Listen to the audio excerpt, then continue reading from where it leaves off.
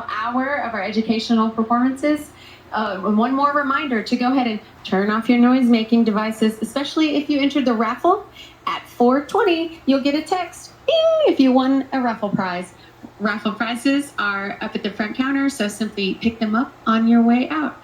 Good luck. I hope you win. I probably won't win. I forgot to get my ticket. Ladies and gentlemen, our next speaker is a dear friend of ours. Going through trauma in life and determining that you're going to take hold of your psychedelic healing, and as a result, your health heals. I think we've all seen this happen. But here to tell us an incredible story, an incredible journey, and an incredible man to teach you how to kill the ego and heal your physical body. Ladies and gentlemen, Russell Langhammer. Cool guy. Can you guys hear me? Hola. ¿Cómo estás? My name is Russell Langhammer.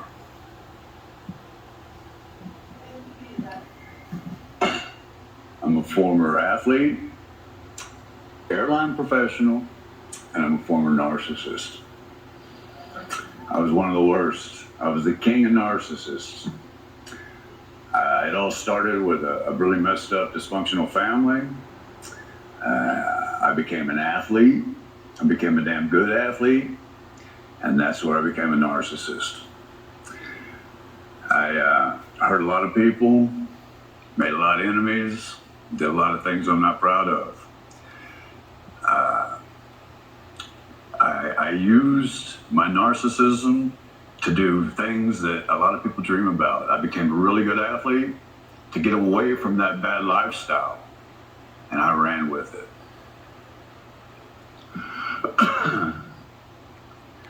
I was working for one of the best airlines in the world. I was making videos, I was making commercials. I had girlfriends all over the country. I had girlfriends in Europe.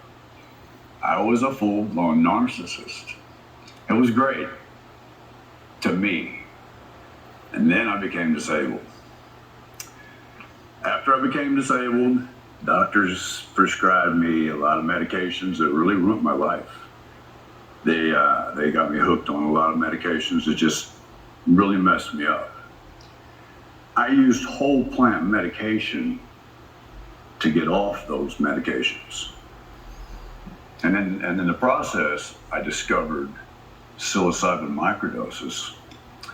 So I got a story to tell you guys. It's a good one. Not only did I learn to kill my PTSD, but I killed my ego, which helped me heal. Doctors gave me no chance. And another thing I want to mention is my entire life, I was cursed by addiction. The addiction had me, and I almost lost everything. It's all well documented. But I used those mushrooms and cannabis, and I got away from it. So I invite you to listen to my story. No, mama, sir, excuse me. The birth of a narcissist. My family brought us here from Germany for a better life. And because of Vietnam, my parents got divorced. And my mom remarried, moved us to a small little town, changed our names, and that's where all the craziness started happening. While I was in that little town, there was sexual abuse. There was physical abuse. There was mental abuse. There was drugs. There was alcohol. It was the 70s. People were swinging. People were having fun. I was a kid caught up in this stuff. I had to get out. So luckily, I did. I got out. I found a really good football coach, and the guy helped me. I got away from this. Excuse me. Sorry. And I used this to get away from all that shit. That's where I became the narcissist. It's all well documented. I used sports, and I was good at it. I used sports to do whatever I could, okay? That also fed the narcissist. Excuse me. perfect example. When I couldn't play football no more, I became a bodybuilder and a power lifter. I was chasing that spotlight, guys. I had to have it because my parents were cold. They were cold Germans and they didn't give me any attention. And I'm sure a lot of people can relate, right? I went to counseling for years to try to get rid of all this shit. All I needed was that little mushroom. But as you can see, I was a full-blown narcissist, okay? I was living the life. I was doing all this crazy stuff. I was having fun. Anybody ever been to La Bear? Yes. Okay, I was there. I loved it. I made money, I got attention, and I got women. I lied, I cheated, and it disgusts me now. But for so long, I kept doing it and doing it and doing it, and yeah, you guys all know. Okay, no problem. So, I was working for the airlines, I was traveling, I was making girlfriends here, I had girlfriends in Germany, I had girlfriends everywhere. I was living the narcissist lifestyle to the T, guys. Okay?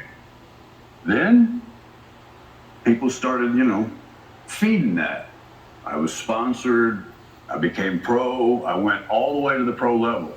I used sports to get away from the dysfunctional bullcrap that was happening to me. Feeding that narcissistic ways the whole time. Then, when everything was at its best,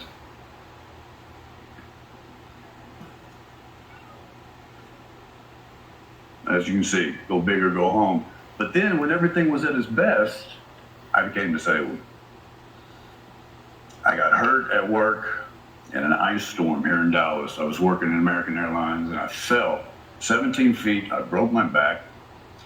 I got a brain injury and it was bad. It was really bad.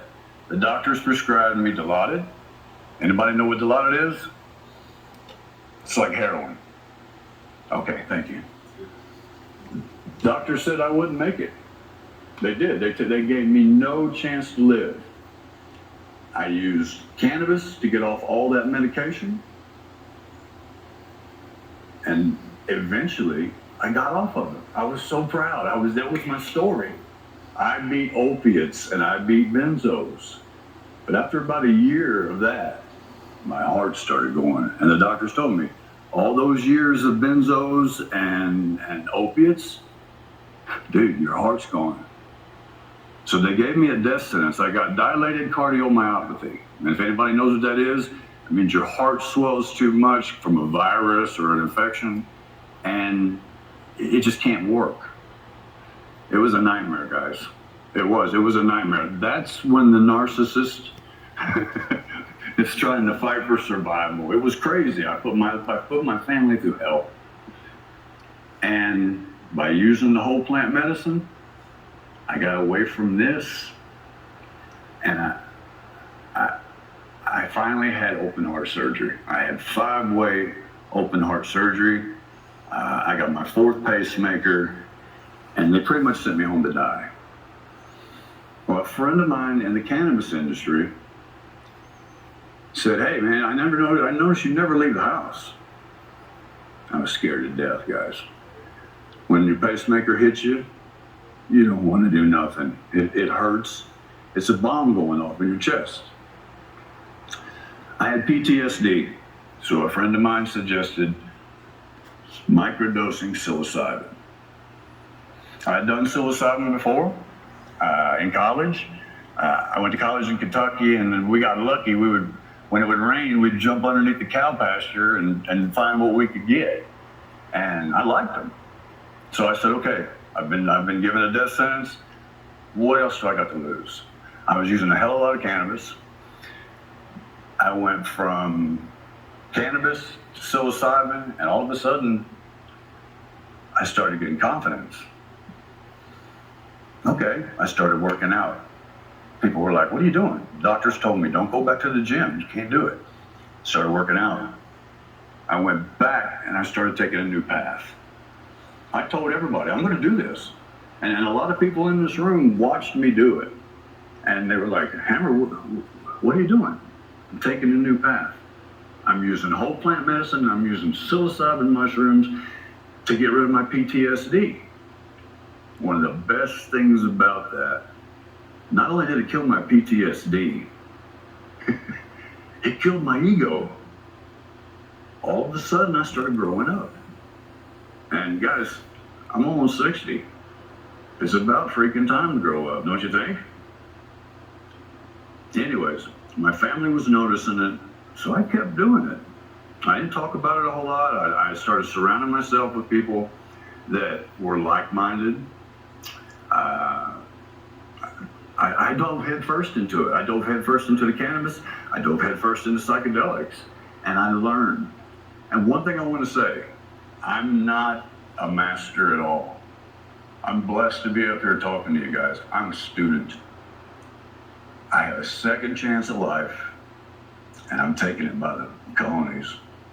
I really am. My new life, because of this whole plant medicine and psilocybin, I have formed a wonderful relationship with my family. I have a great relationship with my wife. We travel, and I tell my story. So I enjoy doing this now. I'm like very passionate about it. Me and my wife, we've been to Cabo twice this year.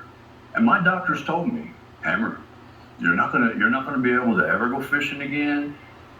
That picture right there is me and my wife in April on our birthdays, fishing in Cabo San Lucas. All because of whole plant medicine, guys. My grandson and me, we work out together. He used to fear me when I was on pain pills. Those kids would fear me. They were like, oh, Hammer, ooh. They'd stay away from me. Now, doesn't matter what I'm doing, if I'm taking my nap, whatever, they jump on the bed, Hammer! I love it. I have a new chance, guys. I had a second chance at life, and I'm here to tell you, this was a much better way than pharmaceuticals for me. Pharmaceuticals almost destroyed me. And like I said, it's all well documented. Pharmaceuticals took away my job. The company that loved me, that were giving me the pharmaceuticals, eventually they said, hey, you're a drug addict. Get out of here. Drug addict and a narcissist, I was a train wreck. But I was lucky enough to have a very good support system. I've got a beautiful family, I've got a wonderful family, and I show them off on social media like this. I have that second chance because I took the initiative and I used psilocybin mushrooms. Something that the government says is a class for a Schedule 1. Schedule 1? No. Cannabis and psilocybin saved my life. I'm here to tell you right now. They did. They saved my life.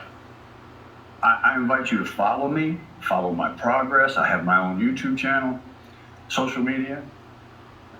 I'm a walking billboard for the benefits of cannabis and psilocybin. Guys, the ticker was gone. I'm on my 4th pacemaker. I have a cage in my back. I have a fake shoulder. I have wires in my knee. And they want to give me all kinds of pain pills. I get panic attacks when I go to CVS and Walgreens now. I don't get my panic attacks when I use my psilocybin or my cannabis. So thank you for listening to my story. I really appreciate it. I hope that this story can help you or help somebody in your family. I also want to say that the psilocybin, as well as cannabis, has helped me tremendously with my heart health. Okay? I'm a patient advocate at Baylor in Dallas, and I'm really big on whole plant medicine. Thank you for listening to me, guys. Thank you, Russ. Thank you, ladies and gentlemen. So healing through your therapeutic journey leads to the healing of your physical body. Is this something that you've been trying to tell all the people in your life all this time? Hopefully today, through all of these educational speeches, you have been armed with at least one talking point at least one new piece of data, or at least one new big idea, or a small one that you'll spread as you reduce harm and show love in the psychedelic community. So please take a quick break and return back to us at 4:30 for our final speech, Sebastian Tabibi.